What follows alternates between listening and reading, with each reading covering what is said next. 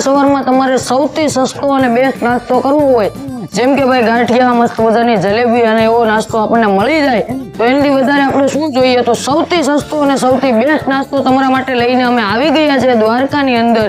તો અત્યારે આપણે પહોંચ્યા છે એક એવી જગ્યાએ જ્યાં કોઈ પણ જાતનું નામ નથી, કોઈ પણ જાતનું બોર્ડ નથી, એવી લારી છે, છતાં મારી પાછળની જે ભીડ જોઈ શકો છો તમે, કેટલું મસ્ત બનાવતા હશે એ ભીડ જોઈને ખબર પડે છે. અને દ્વારકાની અંદર સૌથી સસ્તો અને બેસ્ટ નાસ્તો અહીંયા મળે છે. તો આપણે જાશું, ભાઈ સાથે વાત કરશું, ટેસ્ટ કરશું અને પછી તમને બધી ડિટેલ આપું છું. વિડીયોમાં કન્ટિન્યુ જોડાયેલા રહેજો. ચેનલ ઉપર નવા હોય તો સબસ્ક્રાઈબ કરી લો.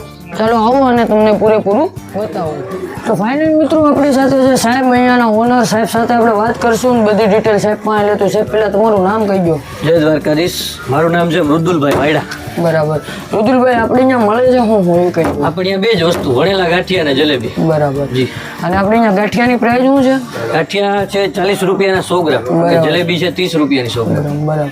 અને આ કોઈને ખાવા આવવું હોય તો એક્ઝેક્ટ લોકેશન કયું કહેવાય? લોકેશન મંદિરની બરોબર બાજુમાં ભંડારવાળી ગલી છે. બરાબર. ને દ્વારકામાં ક્યાંય પણ કહો કે વિપુલભાઈ ગાંઠિયાવાળા લે તમને રસ્તો બતાવે. બરાબર. અને આપણો ટાઈમિંગ શું છે? ટાઈમિંગ સવારે 8 વાગ્યા પછી ચાલુ થાય ને બપોરે 12:30 સુધી હોય. આ દ્વારકામાં તમારે આટલું સસ્તું તમને કેમ પરવડે? બસ ઠાકોરજી કૃપા છે, ઠાકોરજી હલાવે છે. બરાબર. બાકી એટલું સસ્તું તો કોઈ નથી દેતું. ગ્રાહકનો સંતોષ જ મોટી વસ્તુ છે. એમ.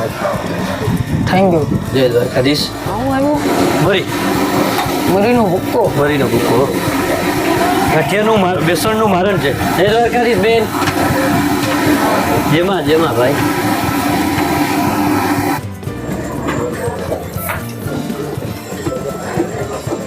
જો મસ્ત મજાના ગાંઠિયા. અને અંદર હું નાખ્યું છે આપણે? આની અંદર સોડા, મીઠું, તેલનું મોણ, અજમા અને મરી ને ઉપરથી હિંગ પાવડર.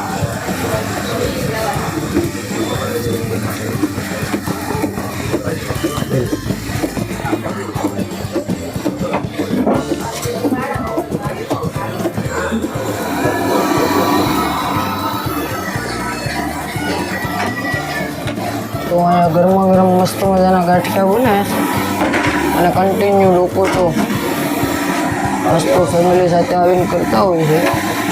બહુ જગા ગોઠવવામાં વાર લાગી ગઈ છે.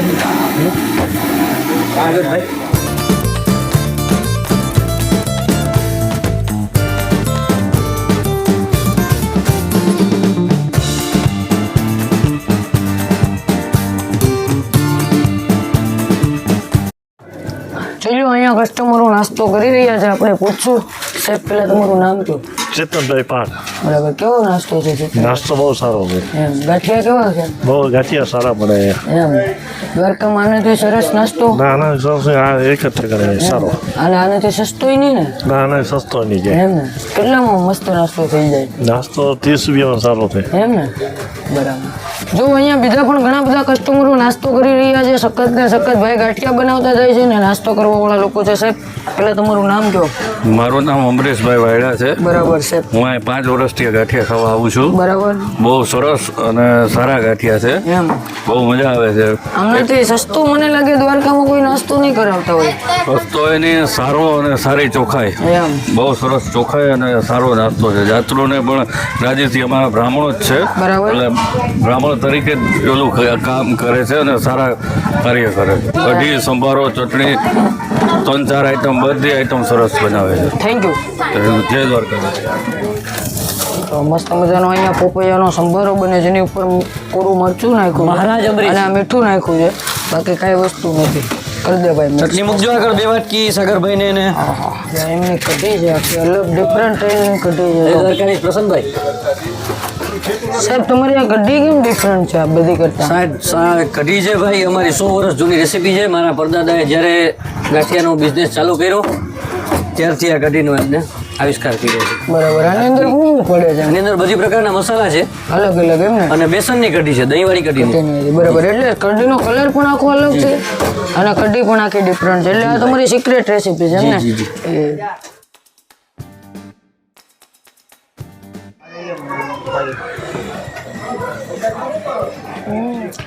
તો અહીંયા મસ્ત મજાનો એમનો નાસ્તો આવી ગયો છે. જેની અંદર ગાંઠિયા, મસ્ત મજાનો પપૈયાનો સંભારો, મરચાં, જલેબી અને આ કઢી એમની સ્પેશિયલ કઢી છે. તો આ બધી વસ્તુ આવી ગઈ છે. અને દ્વારકામાં આમનાથી સસ્તો નાસ્તો તમને બીજે ક્યાંય નહીં મળે.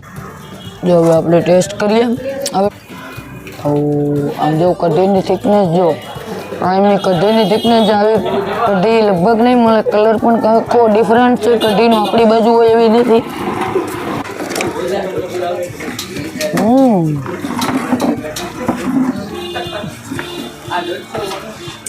કઢી આખી ડિફરન્ટ છે, આપણી બાજુ છે એવી કઢી નથી બિલકુલ પણ. અને ગાંઠિયા તો થોડાક ઠરી જાય કારણ કે શૂટિંગમાં રહે એટલે અમારે આ પ્રોબ્લેમ રહેવાનો.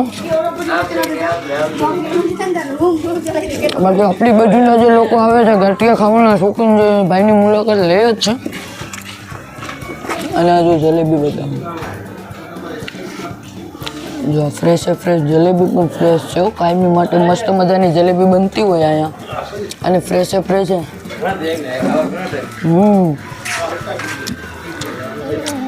ભાઈ મને કીધું એક સ્ટાઇલથી તમારે ગાંઠિયા ખાવાના. અહીંયા લોકો આ સ્ટાઇલથી ગાંઠિયા ખાવાનું વધારે પસંદ કરે. સૌપ્રથમ ગાંઠિયો લેવાનો, આવી રીતના સંભારો રાખવાનો અને આવી રીતનું જો